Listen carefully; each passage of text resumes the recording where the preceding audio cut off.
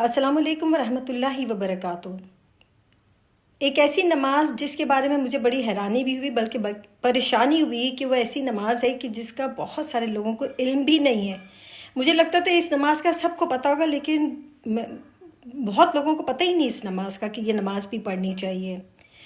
वो है तहियतुल मस्जिद।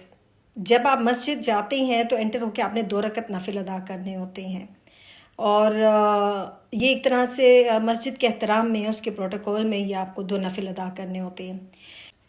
सैयदना कतादा रदी अल्लाह अन्हुमा ने रवायत की है कि नबी करीम सल्लल्लाहु अलैहि वसल्लम ने फरमाया कि कोई भी मस्जिद में दाखिल हो तो बैठने से पहले 2 रकत नफिल अदा करे।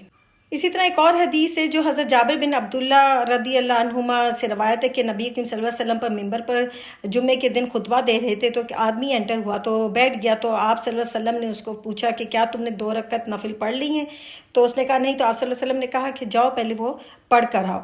इसी तरह एक और हदीस है कि नबी करीम सल्लल्लाहु अलैहि वसल्लम ने फरमाया कि जब इमाम खुतबा दे रहा हो या इमाम खुतबे के लिए निकल पड़ा हो तो तुम पहले मस्जिद में दाखिल होकर 2 रकत नफिल अदा करोगे। यहाँ पे एक और बात भी समझ आ गई कि खुतबे के दौरान में अगर कोई दाखिल होता है मस्जिद में तो वो 2 रकत नफिल फिर भी अदा करेगा, बैठेगा नहीं। अच्छा, क्योंकि ये नफली नमाज है तो कभी जैसे आप नमाज के लिए निकलते हैं और देर से पहुंच रहे होते हैं और तकरीबन जमात खड़ी हो जाती है, शुरू होने वाली होती है नमाज, तो फिर आप नहीं पढ़ेंगे। आप इसको ही जब दाखिल हो जाएंगे जमात के अंदर तो ये उसी के अंदर नमाज जो है शामिल हो जाएगी, फिर आपको उसको अलग पढ़ने की ज़रूरत नहीं है। मतलब ख़ास ये है कि आप जब एंटर हो मस्जिद में तो आपने बैठना नहीं है जब तक आप कोई नफिल अदा ना कर लें। तो जब आप फ़र्ज़ पढ़ लेंगे तो ये वही बात है।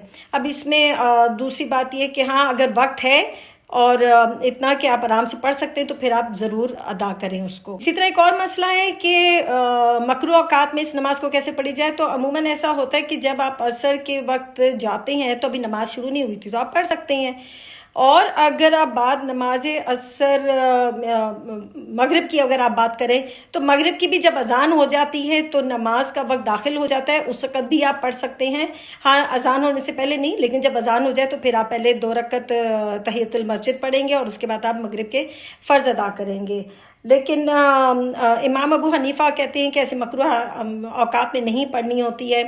इमाम अहमद और इमाम शाफ़ी कहते हैं कि पढ़ सकते हैं आप, कोई मजबूरी है उसमें आप अदा कर सकती हैं, लेकिन आम रूटीन में आप ऐसे मकरूह औकात में नमाज नहीं पढ़ सकते। क्योंकि आप देखिए मकरूह औकात के अंदर बहुत दफ़ा, बल्कि आप खाना काबा के अंदर देखें कि वहाँ पे तो हर नमाज के बाद नमाज जनाजा पढ़ाई जाती तो वो भी नफिल के अंदर आ जाता है, वो भी लोग पढ़ते हैं।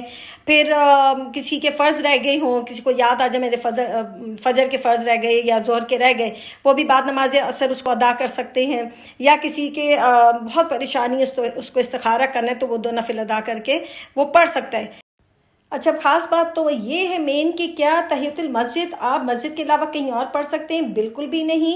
ना आप एयरपोर्ट्स पे पढ़ सकते हैं जो उनके रूम बने होते हैं, प्रेयर रूम, ना आप किसी मॉल के अंदर जाके पढ़ सकते हैं। आपको पढ़ना मस्जिद के अंदर ही है, जहाँ पे 5 वक्त की इमामत होती है, अजान दी जाती है बाकायदगी के साथ, वो मस्जिद कहलाई जाएगी। घर में भी आप नहीं पढ़ सकते हैं, आप जाके किसी एयरपोर्ट के प्रेयर रूम में भी नहीं पढ़ सकते हैं। आपको मतलब पढ़ना नहीं है, और आप कभी घर में भी नहीं पढ़ सकते हैं। आप मॉल्स के अंदर जाएं, वहाँ पे भी प्रेयर रूम बने होते हैं, वहाँ पे भी नहीं, क्योंकि वहाँ पे हर कोई अपनी अलग अलग नमाज़ पढ़ रहा होता है।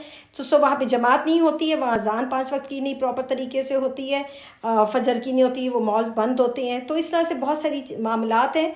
ये मद्देनज़र रखते हुए ये नमाज जो है ये ख़ास और ख़ास जो है वो मस्जिद के लिए। सो जब भी कोई छोटी मस्जिद हो, बड़ी मस्जिद हो, जहाँ 5 वक्त की नमाज होती है वहाँ पढ़ सकते हैं।